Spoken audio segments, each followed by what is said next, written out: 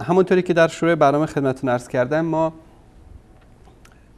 در مورد ولایت تکوینی میخوایم صحبت بکنیم در این برنامه که یکی از اعتقادات کفری آخوندهای رافضی است. ما در این برنامه انشالله با دلایل قرآنی کفر این اعتقاد رو برای شما عزیزان ثابت خواهیم کرد و اینکه هر کسی که معتقد به ولایت تکوینی ائمه اهل بیت باشه، این انسان بدون شک از دایره اسلام خارج میشه. این حرف ما نیست و این فتوا رو ما صادر نمی کنیم، بلکه آیات قرآن کریم و کلام الله تعالی این رو بیان میکنه.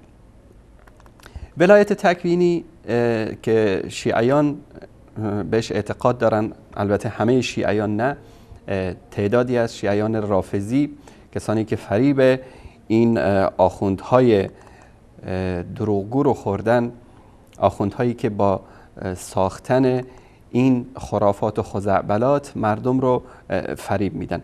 ولایت تکوینی یعنی ائمه بر همه کائنات، بر همه ذرات کون ولایت دارن، اختیار دارن، هر چی که دلشون بخواد میتونن در کائنات انجام بدن. نکته خیلی جالبی که من قبل از اینکه وارد این بحث بشیم و این کلیپ ها رو خدمتتون نشون بدم و رد این موضوع رو بیان بکنم اینه که ما اگر در زندگی ائمه‌ای که ادعا میکنن ائمه اثنا عشر شیعه هستن، وقتی در زندگی اینها دقت بکنیم، نکته جالبی که وجود داره اینه که هیچ کدام این بزرگواران از این قدرت خارق‌العاده‌ای که ادعا شده برای اونها در زندگیشون استفاده نکردن. مثلا اگر سیدنا علی رضی الله تعالی عنه ولایت تکوینی داشت بر ذرات کائنات، بر انسانها، بر حجر و شجر و بر همه چیز، خب در راستای استرداد حق غصب شده خودش بعد از این ولایت تکوینی استفاده میکرد. سیدنا حسن رضی الله تعالی عنه به جای اینکه بره صلح بکنه با معاویه، باید از این ولایت تکوینی که داشت استفاده میکرد. سیدنا حسین رضی الله تعالی عنه باید در کربلا از این ولایت تکوینی که داشت استفاده میکرد. شاید بعضیا بگن که خب حسین رضی الله تعالی عنه از ولایت تکوینیش استفاده نکرد به همون دلیلی که پیامبر صلی الله علیه و آله و سلم در جنگ احد از ولایت تکوینی خودش استفاده نکرد و یارانش رو نجات نداد از مشرکین. در جواب میگیم که حتی پیامبر صلی الله علیه و آله و سلم ولایت تکوینی نداشتن. غیر از ذات اقدس الهی هیچ بشری از آدم تا خاتم، هر چقدر که منزلت بزرگی داشته باشه، نبی مرسل باشه، ملک مقرب باشه، هر یعنی جنبنده‌ای، هر مخلوقی که به الله سبحانه و تعالی نزدیک باشه ولایت تکوینی نداره. قرآن کریم کلام الله عزوجل این رو نفی میکنه از مخلوقات. ولایت فقط از آن الله سبحانه و تعالی است، ولایت بر ذرات کائنات، ولایت تکوینی که ادعا میکنن. ما یک از این آخوندهای مشرک رو که این ولایت رو ادعا میکنه برای ائمه و افتخارم میکنه و خیلی جالب میگه که به کوری چشم وهابیت ما به این اعتقاد داریم. یعنی معنی حرفش اینه که ما به کوری چشم شما میخوایم با کله بریم جهنم. خب نوش جانتون، اگر که خیلی اصرار دارید که برید، برای ما مانعی نیست، یعنی میتونید که خوش و خرم برید به جهنم، منتها دیگران رو نبرید، بقیه مسلمان ها رو فریب ندید و هدف ما از بیان این مطالب اینه که کسانی که فریب این آخوندا رو خوردن اونا متوجه باشن. با هم میبینیم این کلیپ آخوند رو.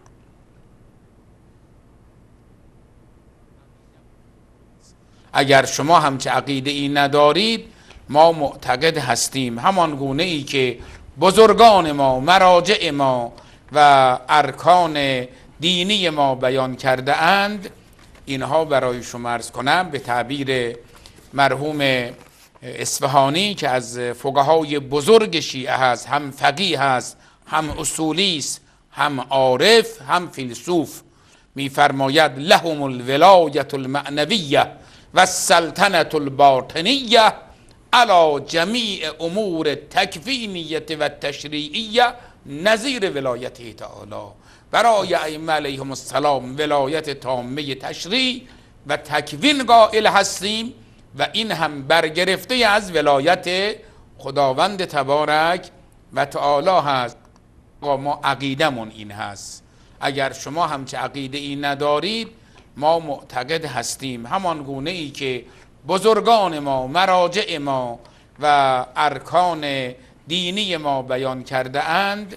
اینها برای شما عرض کنم به تعبیر مرحوم اصفهانی که از فقهای بزرگ شیعه هست، هم فقیه هست، هم اصولی است، هم عارف، هم فیلسوف، میفرماید لهم الولایت المعنویه و السلطنة الباطنیه علی جمیع امور تکوینیه و تشریعیه نظیر ولایته تعالی. برای ائمه علیهم السلام ولایت تامه تشریع و تکوین قائل هستیم و این هم برگرفته از ولایت خداوند تبارک و تعالی هست. بله، کلیپ بعدی هم این یک کمی قدیمی تر بود و جدیداً هم همین ادعا رو کرده. با همین کلیپ رو هم میبینیم.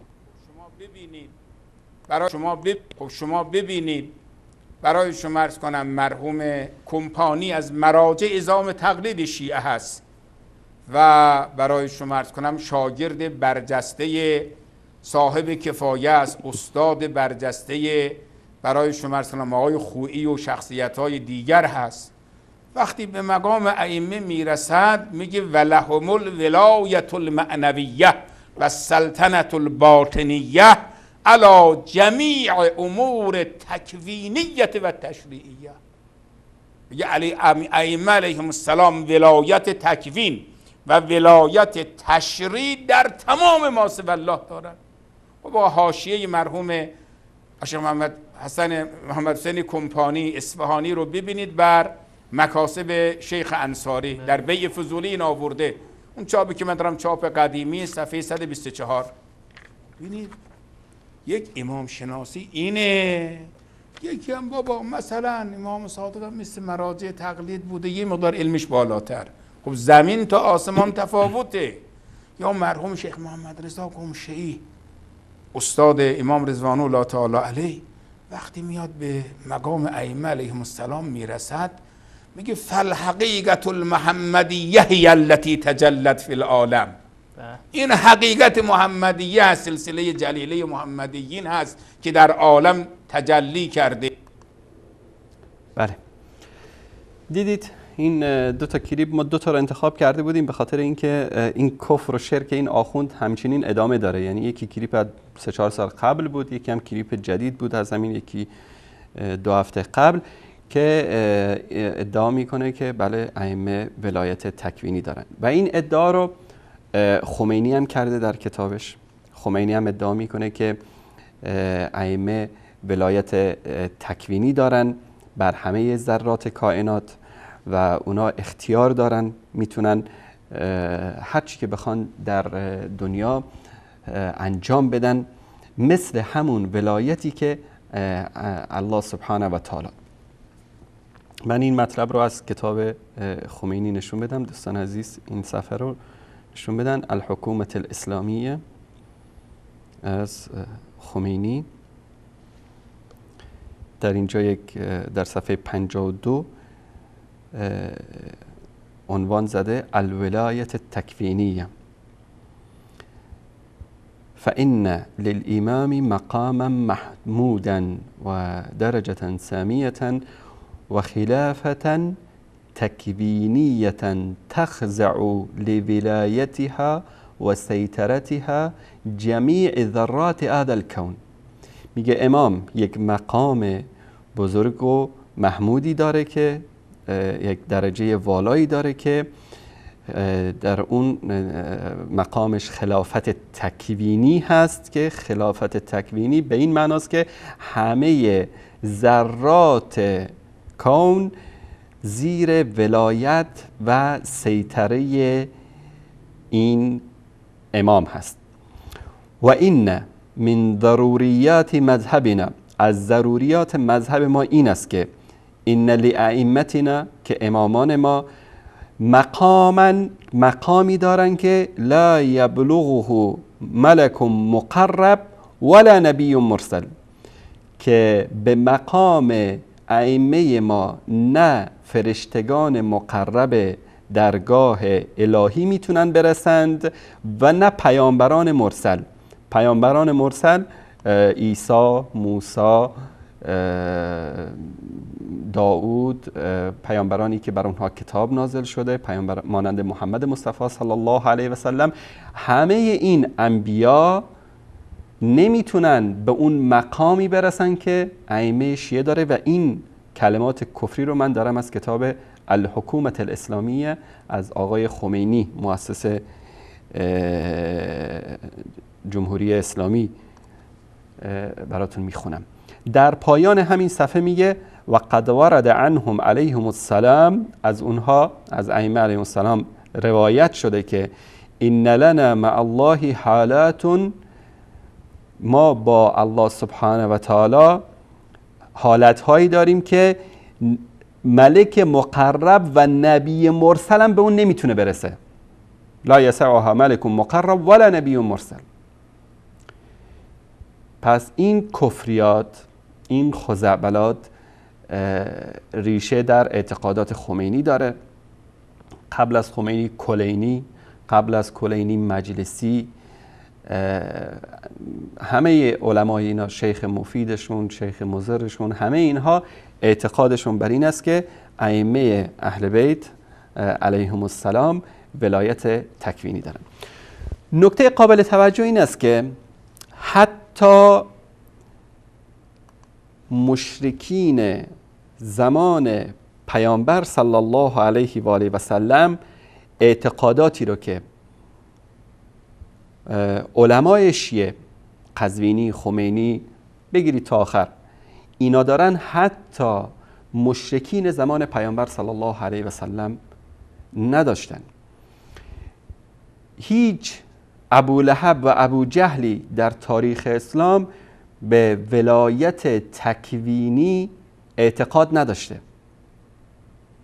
یعنی اصلا پیامبر صلی الله علیه و آله و سلم با قضیه ولایت تکوینی الله سبحانه و تعالی، با قضیه اینکه الله سبحانه و تعالی صاحب اختیار و ولی همه کائنات و همه ذرات کون است، اصلا پیامبران با این مشکل نداشتن.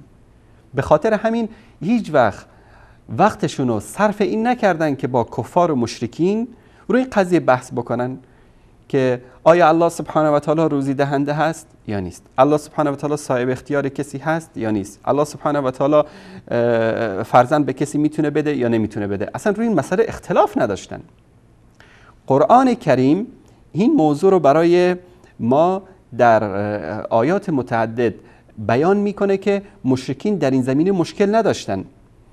من چندین مرتبه در این برنامه گفتم که اگر ابو جهل و ابو لهب بیان امروز مثلا اونا رجعت بکنن بنابر اعتقاد شیعه در حوزه علمی قم و همین قضیه ولایت تکوینی رو بشنون، شاید میلیاردها مرتبه الله سبحانه و تعالی رو شکرگزار باشن که اونها رو در وقت پیامبر صلی الله علیه و سلم از دنیا برده و اونها، یعنی ابو جهل و ابو لهب و امیه ابن خلف و عبدالله ابن ابی ابن سلول و غیره، مرتکب این کفریاتی که امروز قزوینی و خمینی مرتکب شدن اونها نشده بودن.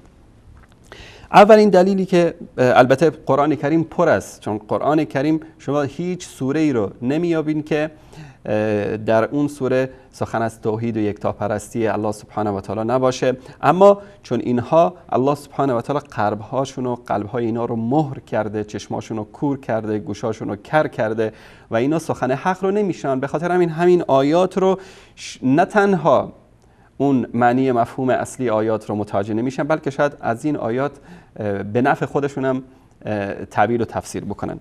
اولین آیه از سوره نمل من خدمت شما عزیزان انتخاب کردم، آیه 60 سوره نمل هست. دوستان عزیز این رو نشون بدن، سوره نمل آیه 60 در صفحه 382 مصحف مدینه منوره هست که در اینجا الله سبحانه و تعالی در این آیه به شکل سوال و جواب با مشرکین در مورد اعتقادات اونها صحبت میکنه که از اونها میپرسه امن خلق السماوات والارض وانزل لكم من السماء ماء فانبتنا به حدائق ذات بهجة ما كان لكم ان تنبتوا شجرها أإله مع الله بل قوم یعدلون. میگه آیا این معبودان باطل شما بهتر هستند یا ذاتی که آسمان ها و زمین را آفرید و از آسمان برای شما آبی نازل کرد، پس با آن باغهای خرم و زیبا را رویاندیم که شما هرگز توان رویاندن درختان آن را نداشتید. آیا معبود دیگری با الله هست؟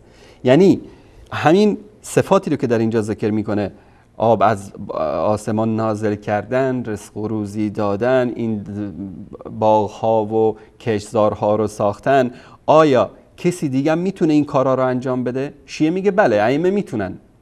ائمه میتونن رزق و روزی بدن، ائمه میتونن این بدن. خب شاید در آخرش بگن به اذن الله میتونن این کارو بکنن و فلان بکنن و این بکنن و اون بکنن. البته سعی میکنن که مردم رو فریب بدن. اما در اینجا کلا الله سبحانه و تعالی اینو نفی میکنه از غیر الله سبحانه و تعالی. میگه که آیا معبودی دیگری با الله هست؟ نه، بلکه آنها گروهی هستند که از حق منحرف میشوند و بت‌ها را هم تراز الله قرار میدهند. یعنی معبودان دیگری رو وسیله قرار میدن. البته مشرکین مثلا برای باران خواستن از الله سبحانه و تعالی میدونستن که باران الله سبحانه و تعالی میده، این بت‌ها رو وسیله‌ای ساخته بودن برای خواستن باران از الله سبحانه و تعالی.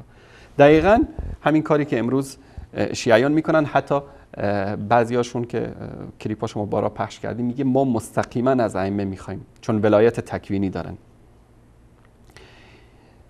در آیه بعدی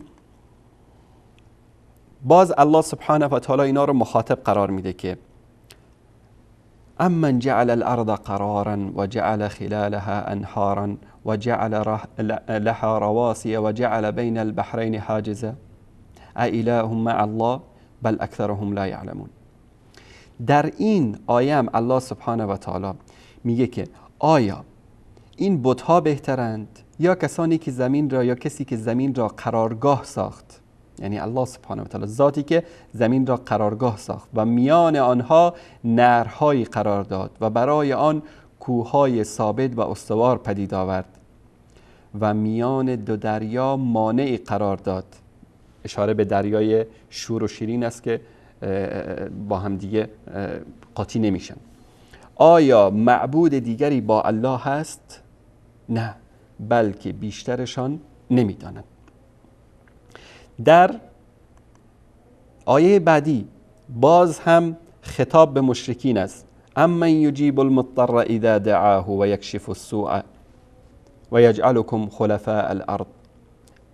ببینید از شیعه بپرسی که امن یجیب المضطر، کسی که مثلا در راه مانده باشه، دیگه چاره‌ای نداشته باشه، درمانده باشه، به سراغ کی بره؟ میگه به سراغ امام زمان بره. حتی این دعا رو برای امام زمان میخوانن، امن یجیب المضطر، برای امام زمان میخوانن که امام زمان هست که وقتی که ما درمانده شدیم به سراغش میریم. علی است که وقتی درمانده شدیم به سراغش میریم. ببینید که ابو جهل و ابو لهب وقتی الله سبحانه و تعالی از اونا میپرسه که شما اگر درمانده شدید غیر از الله کسی دیگه هست که این مشکل شما را حل بکنه، درد شما رو دوا بکنه؟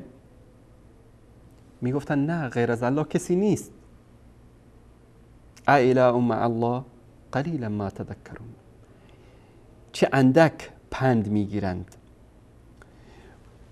آیه بعدی هم دقیقاً در همین راست است که الله سبحانه و تعالی به اینها میگه که امن یهدیکم فی ظلمات البر والبحر و من یرسل الریاح بشرا بین یدی رحمته اإله مع الله تعالی الله عما یشرکون.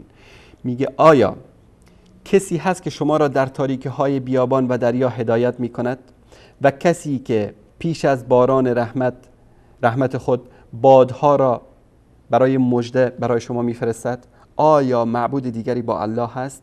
الله برتر است از آنچه که برای او شریک قرار میدهید. آیه بعدی هم در رد همین شرکیاتی است که متاسفانه مشرکین امروز گرفتار شدن. آیه 64 همین سوره نمل. بارها ما کلیپ های پخش کردیم که حتی زنده کردن و میراندن رو به ائمه نسبت میدن، چون اعتقاد به همین ولایت تکوینی دارن در مورد ائمه اهل بیت رسول اکرم صلی الله علیه و آله و سلم. در آیه 64 و در آیه 65 الله سبحانه و تعالی همین صفاتی رو که امروزه این مشرکین نسبت میدن به ائمه اهل بیت نفی میکنه از غیر خودش. با هم ببینیم این آیه رو. امن یبدأ الخلق ثم یعیده و من یرزقکم من السماء والارض أإله مع الله قل هاتوا برهانکم ان کنتم صادقین. الله سبحانه و تعالی میگه که آیا معبودان باطلی که شما میپرستید بهترند یا کسی که ذاتی که الله سبحانه و تعالی است و آفرینش و خلقت به دست الله سبحانه و تعالی است که شما رو زنده کرد، سپس بار دیگر شما را برمیگرداند، میمیراند و کسی که شما را از آسمان و زمین روزی میدهد. آیا معبود دیگری با الله هست؟ ای پیامبر، ای محمد مصطفی بگو اگر راست میگویید دلیلتان را بیاورید. آیه بعدی خیلی جالب است. آیه 65 قل بگو ای محمد. به کی؟ به همون مشرکین، به ابو جهل، به ابو لهب، به کسانی که اعتقاد دارن که غیر از الله سبحانه و تعالی کسی دیگه هم علم غیب داره. قل لا یعلم من فی السماوات والارض الغیب الا الله. بگو که در آسمان ها و زمین جز الله هیچ کس غیب نمیداند. و ما یشعرون ایان یبعثون. و نمیدانند که کی برانگیخته میشوند. یعنی غیر از الله سبحانه و تعالی در آسمان و زمین کسی دیگری غیب نمیداند. کسی که ادعا میکنه که علی ابن ابی طالب یا ائمه اثنا عشر غیب میدانند، پس اینها نه در آسمان ها زندگی میکنند و نه در زمین، در جای دیگری زندگی میکنند، چون الله سبحانه و تعالی میگه در آسمان ها و زمین کسی غیر از الله غیب نمیداند. آیه بعدی آیه 84 سوره المؤمنون هست. دوستان عزیز این رو نشون بدن. این سوره المؤمنون آیه 84. در اینجا هم الله سبحانه و تعالی از آیه 84 تا آیه 89 کلا بحث امین مشرکین هست که مشرکین اعتقاد به ولایت تکوینی نداشتن و الله سبحانه و تعالی در این آیات هم اعتقاد مشرکین رو در اینجا مطرح میکنه و هم حقیقت ماجرا رو بیان میکنه. قل بگو ای محمد. بگو به کی؟ به همون کسانی که در اطراف پیامبر بودن، به مشرکین. لمن الارض و من فیها ان کنتم تعلمون. بگو که این زمین و هر آنچه که در روی زمین هست از آن کیست؟ شیعه میگه از آن امام زمان است. رب المشرقین و رب المغربین میگن که ربها یعنی امامها. رب زمین کی است؟ امام زمان هست. ما کلیپاش بارا پخش کردیم در اینجا. ابو جهل ابو لهب چی میگفت؟ سیقولون لله، بدون شک میگفتن این آسمان ها و زمین و چیزی که بر روی آسمان زمین از آن الله سبحانه و تعالی، طبق که در آیه 85 این سوره است. قل افلا تذکرون، بگو وقتی که شما این اعتقاد رو دارید، میدونید که هرچه که در روی زمین هست از آن الله سبحانه و تعالی است، چرا پند نمیگیرید؟ چرا به سراغ بتان میرید؟ چرا کسان دیگری رو واسطه قرار میدید؟ آیه بعدی قل من رب السماوات السبع و رب العرش العظیم، بگو که ای محمد که بگو که پروردگار آسمان های هفتگانه و عرش الله سبحانه و تعالی، عرش بزرگ الله سبحانه و تعالی کیست؟ سیقولون لله قل افلا تتقون، میگویند که همه اینا از آن الله سبحانه و تعالی است، پس بگو آیا تقوا و پرهیزگاری پیشه نمی کنید؟ قل من بیده ملکوت کل شیء و هو یجیر ولا یجار علی ان کنتم تعلمون. ببینید توحید ابو جهل و ابو لهب رو و شرک قزوینی و خمینی رو. وقتی که از ابو جهل و ابو لهب پرسیده میشد که بگو ای محمد، از اونها بپرس که چه کسی فرمان روایی مالکیت همه موجودات در دست اوست، او پناه میدهد و کسی در برابر او پناه داده نمی شود. چه فکر میکنید که نظر ابو جهل و ابو لهب چی بوده در اونجا؟ ببینید ادامه آیه رو، سیقولون لله قل فانا تسحرون، خواهند گفت که از آن الله است. یعنی ابو جهل و ابو لهب و مشرکین زمان پیامبر که پیامبر با اونها جنگید، اونا رو کافر گفت، اونا رو گفت که مستحق جهنم هستن، اونا اعتقاد داشتن که مالکیت و اختیار همه چیز، کل شی. دقت بکنید دوستان رو این زوم بکنن. قل من بیده ملکوت کل شی، کل شی یعنی همه چیز، ملکوت کل شی یعنی صاحب اختیار، مالک همه چیز کیست؟ به او پناه برده می شود و کسی در برابر او پناه داده نمی شود. ابو جهل و ابو لهب می گفتن که الله. قزوینی و خمینی چی میگه؟ میگه ائمه ولایت تکوینی دارن نظیر ولایت الله سبحانه و تعالی. آیا شرک و کفری بدتر از این وجود داره؟ این از سوره مومنون. در سوره یونس آیه 31، دوستان عزیز این رو هم نشون بدن. یونس آیه 31، در اینجا هم حکایت از همین نفی ولایت تکوینی است که مشرکین به ولایت تکوینی مثل خمینی و قزوینی اعتقاد نداشتن. قل، بگو ای محمد به مشرکین، من یرزقکم من السماء والارض ام من یملک السمع والابصار، بگو که کیست که از آسمان و زمین به شما روزی میدهد، مالک شنوایی و بینایی شما کیست؟ و من یخرج الحی من المیت، کیست که زنده را از مرده و یخرج المیت من الحی و مرده را از زنده خارج می کند. و من یدبر الامر، تدبیر کننده امور جهان کیست؟ خمینی و قزوینی میگن که خب ائمه ولایت تکوینی دارن مثل ولایت الله سبحانه و تعالی، پس در تدبیر شؤون آسمان ها و زمین و مخلوقات دخیل هستن. ابو جهل و ابو لهب چی میگفتن؟ فسیقولون الله، میگفتن که الله، فقط الله. الله سبحانه و تعالی میگه شما که این رو میدونید پس بگو ای محمد، فقل افلا تتقون، بگو ای محمد شما ابو جهل و ابو لهب، شما که میدونید که مالک کل شی، تدبیر کننده کل شی الله سبحانه و تعالی است، پس چرا این بت‌ها رو واسطه قرار دادید؟ تقوا پیشه کنید. یعنی شما که با این اعتقادتون دیگه نیازی نیست که یعنی با شما مجادله بشه، با شما بحث بشه، شما همه چیزو میدونید که مالک و صاحب اختیار الله سبحانه و تعالی است. چرا بهشون میگفتن مشرکین؟ چون میگفتن که این بت‌ها رو ما نعبدهم الا لیقربونا الی الله زلفا، ما اینا رو که پرستش نمی کنیم مگر به خاطر اینکه اینا واسطه ای هستن که ما رو به الله سبحانه و تعالی نزدیک بکنن.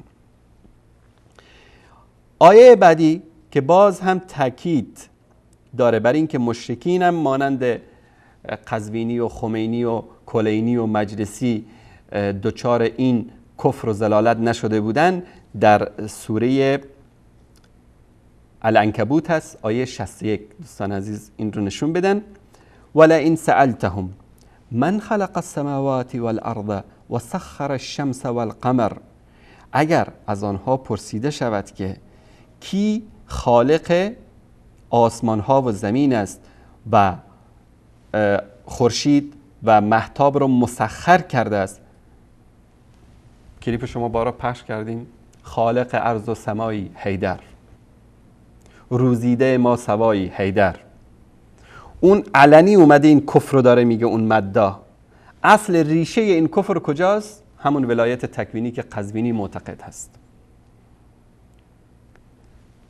مشرکین چی میگفتن؟ لیقولون الله، میگفتن خالق آسمان ها و زمین و کسی که خورشید و مهتاب رو مسخر کرده الله است. الله سبحانه و تعالی چی میگه؟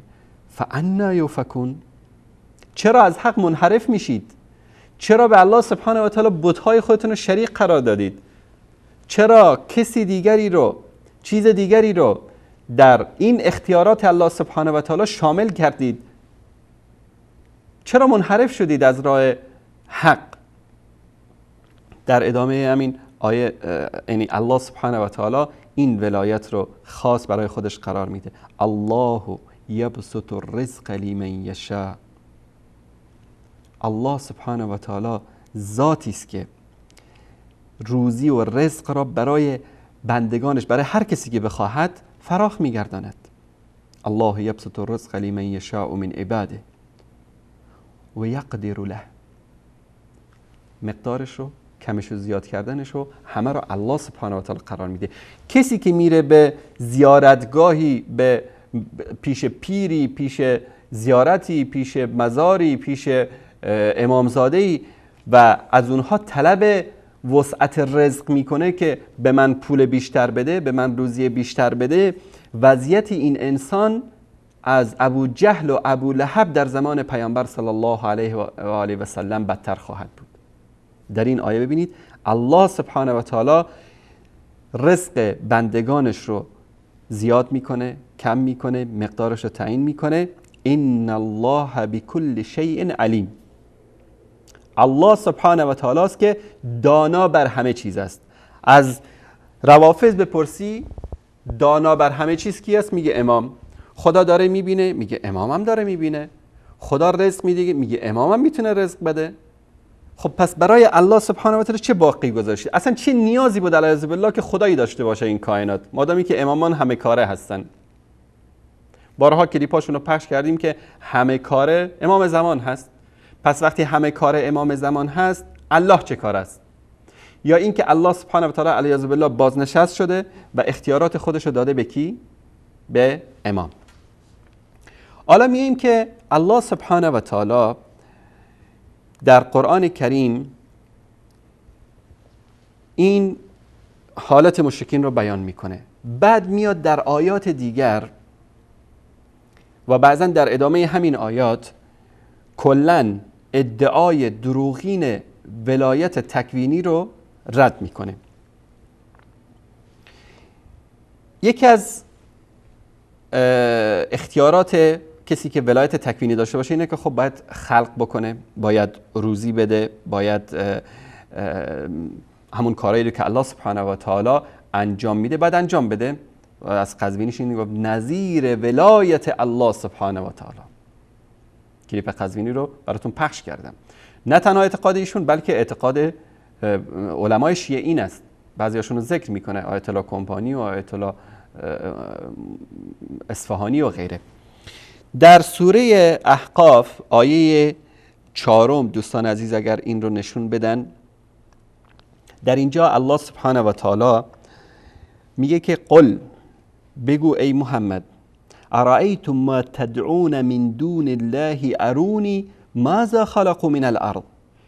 بگو ای محمد نشان بدهید به من این کسانی که غیر از الله آنها را میخوانید چه چیز از زمین را خلق کردند. ام لهم شرک فی السماوات، آیا که در آفرینش آسمان ها هم شریک بودن، در آسمان هم چیزی رو خلق کردن؟ وقتی میگی یا علی به دادم برس، آیا الله سبحانه و یعنی تفسیر این آیه این است که ای شیعه‌ای که میگی یا مهدی یا علی به دادم برسید، آیا علی و مهدی در زمین چیزی رو خلق کردن؟ یک کرمی رو خلق کردن؟ یک پشه‌ای رو خلق کردن؟ یا در آسمان ها چیزی رو خلق کردن؟ یک سنگی، یک به اصطلاح ستاره‌ای، یک ذره‌ای، یک میلیمتر اکسیژن خلق کردن در آسمان ها و زمین؟ ائتونی بکتاب من قبل هذا او اثارة من علم ان کنتم صادقین. بگو اگر راست میگویید کتابی آسمانی پیش از این قرآن، اصلا قرآن رو که شما قبول ندارید، پیش از قرآن یک دلیل بیارید، از تورات و انجیل یک دلیل بیارید، یا اثری از علم گذشتگان بر صدق ادعایی که میکنید برای من بیاورید. این نشان دهنده این است که همه ذرات کائنات ولایت اون رو فقط و فقط ذات اقدس الهی سبحانه و تعالی در اختیار داره و غیر از الله سبحانه و تعالی کسی دیگری صاحب اختیار نیست. ببینید در ادامه خیلی جالب است این آیه بعدی، بعد از این که الله سبحانه و تعالی ولایت تکوینی رو رد میکنه، در اینجا چی میگه؟ دوستان نشون بدن و من اضل ممن يدعو من دون الله من لا يستجيب له الى يوم القيامه و هم عن دعائهم غافلون. کیست گمراهتر از آن انسانی که، از آن رافضی که، از آن آخوندی که من دون الله، پایین تر از الله، غیر از الله، کسانی رو میخواند که تا روز قیامت هم جواب بهش نمیدن. میلیون مرتبه یا علی بگید یا حسن بگید یا حسین بگید یا مهدی بگید، تا روز قیامت هم جواب نمیدن. میگه که و هم عن دعائهم غافلون، اونها هستن، ما نمیگیم نیستن، الله سبحانه و تعالی میگه هستن، اما از دعای شما غافل هستن، صدای شما رو نمیشنون. این الله سبحانه و تعالی است که صدای شما رو میشنود. هو السمیع البصیر. الله سبحانه و تعالی شنونده بیناست، نمیمیرد، حی لا یموت. الله سبحانه و تعالی هرگز نمیمیره. الله سبحانه و تعالی رو چرت و خواب نمیبره. الله سبحانه و تعالی از یاد شما غافل نمیشه. هر جا در هر موقعی که الله سبحانه و تعالی رو یاد بکنید، فقط و فقط الله سبحانه و تعالی است که میتونه فریاد شما رو بشنوه. من دون الله یعنی کسی میتونه بگه محمد صلی الله علیه و سلم من دون الله نیست، مافوق الله است یا برابر الله است؟ هیچ احمقی این حرف رو نمیزنه. محمد مصطفی صلی الله علیه و سلم با وجود همه شرافتی که داره من دون الله است. علی من دون الله است. ابوبکر و عمر من دون الله است. این پیرهایی که شما میپرستید من دون الله، اینها هم من دون الله هستن، صاحب اختیار نیستن، هیچ کاری نمیتونن انجام بدن. به دروغ ادعا میکنن که میتونن مریدشون رو ببینن در کوچه و بازار، اما دروغ میگن، والله نمیتونن ببینن. این اختیار رو ندارن. این الله است که انسان رو میتونه ببینه در هر حالتی. و در ادامه در صفحه بعد از اینکه شما علی و حسن و فاطمه و مهدی و رضی الله عنهم اجمعین همه اینا رو پرستیدید، اینا رو یاد کردید، اینا رو داد زدید، ادعای عجیب و غریب کردید، میمیرید. همه کائنات میمیرن، اونها هم که قبلا مردن، همه اینا در میدان حشر حاضر میشن. الله سبحانه و تعالی در آیه بعد اون حالت رو داره برای ما به تصویر میکشه که میگه و اذا حشر الناس كانوا لهم اعداء. وقتی که مردم در قیامت گرد آورده شوند، آنها یعنی همون کسانی که شما اونا رو میپرستیدید، اونا رو من دون الله صدا میکردید، دشمنانشان خواهند بود. کسی که امروز یا علی میگی به این نیت که علی به دادت میرسه، در روز قیامت علی دشمن تو خواهد بود. و کانوا بعبادتهم کافرین. چون علی مؤمن هست، علی قرآن رو میدونه، علی قرآن رو حفظ کرده بود، علی به قرآن عمل کرده بود. در روز قیامت و عبادتشان را انکار میکنند، در روز قیامت به عبادت شما کفر میورزند، میگن غلط کردید که ما را پرستیدید، اشتباه کردید که من دون الله از ما چیزی خواستید، ما که نگفته بودیم شما رو. در روز قیامت کسایی که میگن که خسارت دنیا و الاخره همینا هستن. در دنیا این همه داد و بیداد زدن، علی و حسن و حسین گفتن، در روز قیامت همینا میان در میدان حشر در دادگاه الهی به عبادت اینا کفر میورزن. اینها رو چیکار میکنن؟ رد میکنن. در آیه بعدی الله سبحانه و تعالی در سوره لقمان آیه 10، در اینجا هم ببینید که الله سبحانه و تعالی در اینجا ولایت تکوینی ذات اقدس الهی رو در اینجا بیان میکنه که خلق السماوات بغیر عمد ترونها و القى في الارض رواسي ان تمید بكم و بث فيها من كل دابه و انزلنا من السماء ماء فانبتنا فيها من كل زوج کریم. میگه الله سبحانه و تعالی آسمان ها رو بدون ستون آفرید که میبینید و در زمین کوههای استوار افکند تا شما را نلرزاند برای استواری زمین، و از هر گونه جنبنده‌ای در آن پراکند و از آسمان آبی نازل کردیم، آنگاه در آن زمین هر جفت گیاه پرارزش و نیکو رویاندیم. اینجا میگه که الله سبحانه و تعالی ولایت داره در کائنات، همه این چیزها رو انجام داده.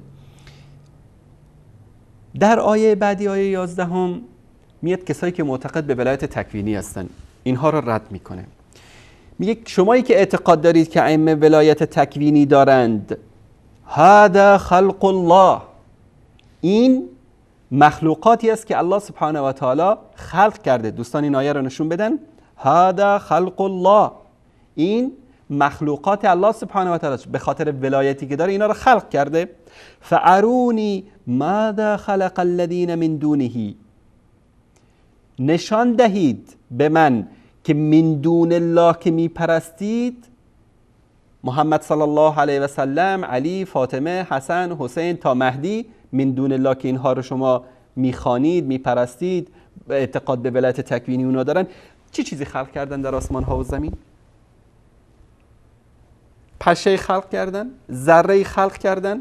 کسی که ولایت، خمینی میگه ولایت تکوینی دارن بر همه ذرات کون، یکی از این ذراتی که اینها برش ولایت دارن و نشون بدن که خلق کرده باشن.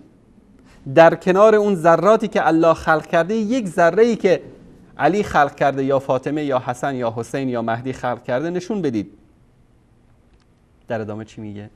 بل الظالمون فی ضلال مبین، بلکه ستمگاران، خمینی ها، قزوینی ها، کلینی ها، مجلسی ها در گمراهی آشکاری هستند. الله سبحانه و تعالی میگه که اینا در گمراهی آشکار هستند و قزوینی میگه که اینا ولایت تکوینی دارن. آیه بعد در سوره فاطر آیه 11، والله خلقكم من تراب ثم من نطفه ثم جعلكم ازواجا. الله سبحانه و تعالی شما را از خاک، سپس از نطفه، آنگاه شما را جفت جفت یعنی زن و مرد، نر و ماده آفرید. و ما تحمل من انثى ولا تضع الا بعلمه، و هیچ ماده باردار نمی شود و نمی زاید مگر به علم الله سبحانه و تعالی. و ما یعمر من معمر ولا ینقص من عمره الا فی کتاب، و هیچ کس عمر طولانی نمی کند یا از عمرش کاسته نمی شود مگر آنکه در کتاب، یعنی در لوح محفوظ در نزد الله سبحانه و تعالی ثبت است. این ذلک علی الله یسیر، این همه این کارها برای الله سبحانه و تعالی آسان است. وقتی که برای الله سبحانه و تعالی آسان است، برای دیگران دشوار است، امکان ندارد. الله سبحانه و تعالی در این آیه ببینید که چه جالب بیان میکنه که همه این کارا، یک ثانیه من دون الله کسی نمیتونه که عمر شما رو زیاد بکنه و یک ثانیه من دون الله کسی دیگه نمیتونه عمر شما رو کم بکنه. نه محمد مصطفی صلی الله علیه و سلم، نه فرشتگان، نه امامان، نه امامزادگان، نه پیران، هیچ کس، هیچ جنبنده‌ای در زیر آسمان نمیتونه این کار رو انجام بده. در سوره کهف آیه 26 در اینجا وقتی که در مورد اصحاب کهف صحبت میشه که اینا میگفتن که چقدر موندن و چقدر در اونجا، میگه در اینجا میگه بگو ای محمد صلی الله علیه و آله و سلم، قل الله اعلم بما لبثوا، بگو الله سبحانه و تعالی از مدت ماندنشان در غار خبر داشت، کسی دیگه خبر نداشت. علی، مهدی، پیامبران، بزرگانی که بودن، هیچ کس خبر نداشت. چرا خبر داشت الله سبحانه و تعالی؟ له غیب السماوات والارض، همه امور غیبی آسمان ها و زمین در نزد الله سبحانه و تعالی است. ابصر به و اسمع، در غیب آسمان و زمین از آن الله سبحانه و تعالی است که چقدر بیناست و چقدر شنواست.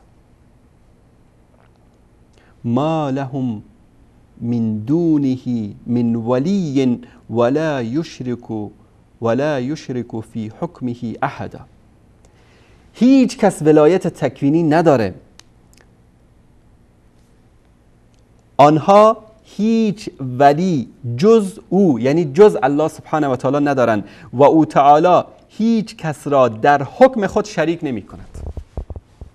الله سبحانه و تعالی در ولایت خود، در آنچه که در حیطه قدرت اوست، کسی را شریک نمی کند. قزوینی میگه که الله سبحانه و تعالی، امامان ما نظیر ولایت الله ولایت دارند، ولایت تکوینی و تشریعی و باطنی دارند. آیا کفری بدتر از این کفر هست؟ در سوره رعد در اینجا هم الله سبحانه و تعالی دوباره میاد ولایت تکوینی رو رد میکنه. در سوره رعد آیه 16 قل، بگو ای محمد، من رب السماوات والارض، قل الله، پروردگار آسمان ها و زمین کیست؟ رافضا میگن که مهدی است. ربها یعنی امامها. در اینجا قرآن کریم الله سبحانه و تعالی میگه قل الله، بگو ای محمد الله هست، الله است پروردگار آسمان ها و زمین. قل افاتخذتم من دونه اولیاء لا یملکون لانفسهم نفعا ولا ضرا، این کسانی رو که شما ولایت تکوینی بهشون دادید، اولیایی که من دون الله میخوانید، دوستان اینجا زوم بکنن، من دونه اولیاء، شیعه میخواد ولی، اولیاء جمع ولی، میگن که علی ولی الله، حسن ولی الله، اختلاف نداریم، همه اینا ولی الله. صوفیا میگن که این پیرای ما ولی الله هستن. الله سبحانه و تعالی میگه که این اولیایی که شما من دون الله به غیر از الله سبحانه و تعالی میخوانید، لا یملکون لانفسهم نفعا ولا ضرا، مالک نفع و ضرری برای نفس خودشون هم نیستن. قل هل یستوی الاعمی والبصیر، بگو ای محمد آیا کسی که کور است با کسی که بیناست برابره؟ علی امروز در اون دنیا نمیتونه شما رو ببینه، مثل یک کور. الله سبحانه و تعالی بصیر است، میتونه شما رو ببینه. آیا این دوتا با هم برابرند؟ عقل دارید؟ یعنی الله سبحانه و تعالی میخواد با این دلایل عقل شما رو بسنجه. میگید امام زمان میبینه ما رو. اگر قرار باشه امام زمان میبینه در غیبت، الله سبحانه و تعالی هم میبینه، پس فرق بین امام زمان و الله سبحانه و تعالی در بصیرت چیست؟ هیچ فرقی نیست. در ادامه این آیه هل تستوی الظلمات والنور، آیا تاریکی ها و روشنی با هم برابر است؟ چرا الله سبحانه و تعالی در اینجا میگه که ظلمات جمع میاره و نور این رو مفرد میاره؟ ظلمات چون راههای گمراهی، راههای تاریکی زیاد است. راه رافضه‌گری هست، راه صوفیگری هست، راه نمیدونم قبر پرستی هست، راه بت پرستی هست، راه گاو و گوساله پرستی هست، مسیحیت هست، یهودیت هست، تا دلتون بخواد کمونیستی هست، افکار مختلف و منحرف هست. و نور فقط یکی است. راه حق فقط یک راه است. چرا اینجا نگفته انوار؟ چون نورها وجود نداره، راهها وجود نداره برای رسیدن به الله سبحانه و تعالی. فقط یک راه است، راه قرآن، راهی که الله سبحانه و تعالی در قرآن کریم و پیامبر صلی الله علیه و آله و سلم در سنت شریفشون برای ما بیان کردن. روزی پیامبر صلی الله علیه و سلم یک خط مستقیم کشیدن با چوب، در کنارش خطهای مختلف، گفتن این صراط المستقیم هست. همیشه در نمازات می اهدنا الصراط المستقیم. این صراط المستقیمی که ما همیشه از الله سبحانه و تعالی میخوایم، همین راهی که قرآن برای ما ترسیم کرده. اگر یمین و یسار، چپ و راست رفتید، این راههای گمراهی و راههای ولایت تکوینی قزوینی هست. حالا چی میگه؟ یعنی خطاب قرار میده خمینی و قزوینی و کلینی و مجلسی رو، میگه که دوستان نشون بدن هم جعلوا لله شرکا، آیا برای الله سبحانه و تعالی شریکانی را قرار دادن؟ خلقوا کخلقه، مثل الله سبحانه و تعالی میتونن خلق بکنن؟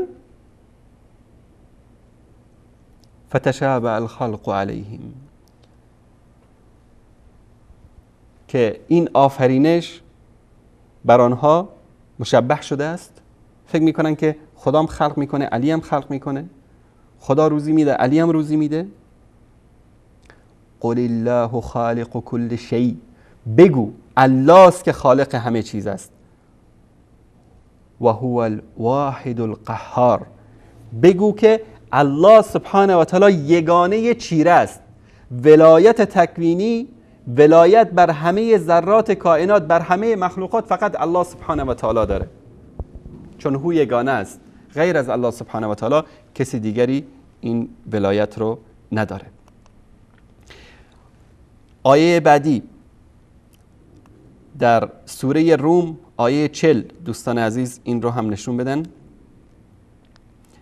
ببینید که در اینجا چه زیبا الله سبحانه و تعالی میگه که الله الذی خلقکم، الله سبحانه و تعالی شما را خلق کرده، ثم رزقکم، بعد از اون که شما را خلق کرد به شما روزی داده، ثم یمیتکم، بعد از اون شما رو میمیرانه، ثم یحییکم، دوباره زنده میکنه. هل من شرکائکم من یفعل من ذلکم من شیء، آیا این کسایی که با الله سبحانه و تعالی شریک قرار میدید، برای اینو ولایت تکوینی میتراشید، مثل این کارها رو میتونن انجام بدن؟ میتونن روزی بدن؟ میتونن خلق بکنن؟ میتونن بمیرانن؟ میتونن زنده بکنن؟ آیت الله اصفهانی رو که ما نشون دادیم، مجدد اصفهانی رو، خداوند فرستاد ملک الموت که جان کسی رو بگیره. طرف گفت که یا امام حسین به دادم برست. امام حسین ملک دیگری رو فرستاد که جان اینو نگیره، جلوگیری بکنه. اسرائیل گفت من از طرف خدا آمدم، این ملک گفت من از طرف امام حسین اومدم، هر دو با هم درگیر شدن. این وضعیت مشرکینی است که به ولایت تکوینی ائمه اعتقاد داشته باشن. در ادامه الله سبحانه و تعالی میگه سبحانه و تعالی عما یشرکون، پاک است و بزرگ مرتبه است الله سبحانه و تعالی از آن شرکی که شما به الله سبحانه و تعالی نسبت میدهید و برای او شریک قرار میدهید. آیه بعد در سوره الفرقان، اول سوره الفرقان، دوستان عزیز نشون بدن تبارک الذی نزل الفرقان على عبده ليكون للعالمين نذيرا الذي له ملك السماوات والأرض ولم يتخذ ولدا ولم يكن له شريك في الملك وخلق كل شيء فقدره تقديرا. پربرکت و بزرگوار است کسی که قرآن را بر بنده‌اش نازل کرد تا بیم دهنده برای جهانیان باشد. همان ذاتی که فرمانروایی آسمان ها و زمین، مالکیت آسمان ها و زمین از آن اوست و فرزندی برای خود بر نگزیده و در فرمانروایی هیچ شریکی ندارد. اگر نصرانی هستی، مسیحی هستی، الله سبحانه و تعالی فرزندی نداره، چرا مسیح عیسی را فرزند الله سبحانه و تعالی قرار دادی؟ اگر رافضی هستی، الله سبحانه و تعالی در فرمانروایی خود هیچ شریکی ندارد و همه چیز را آفریده. یعنی الله سبحانه و تعالی خالق همه چیز است. پس اندازه هر چیز چنان که میباید معین کرده الله سبحانه و تعالی. شما که بکشید خودتون رو دم قبر امام رضا که رزق شما رو 1 گرم اضافه بکنه، امام رضا نمیتونه اضافه بکنه. این به دست الله سبحانه و تعالی است که رزق و روزی شما رو مقدر میکنه، کم بشه، زیاد بشه یا در یک اندازه‌ای بمونه. آیات زیاد است. به این آیم اکتفا میکنیم که الله سبحانه و تعالی خطاب به پیامبرش به محمد صلی الله علیه و آله و سلم میگه که قل، بگو ای محمد، انما ادعو ربی ولا اشرک به احدا، من فقط پروردگار خود را میخوانم و به او کسی را شریک قرار نمیدهم. قل، بگو ای محمد، انی لا املک لکم ضرا ولا رشدا، بگو که من مالک نفع و ضرری برای شما نیستم، نمیتوانم به شما ضرری برسانم و نمیتوانم به شما خیری یا سودی را برسانم.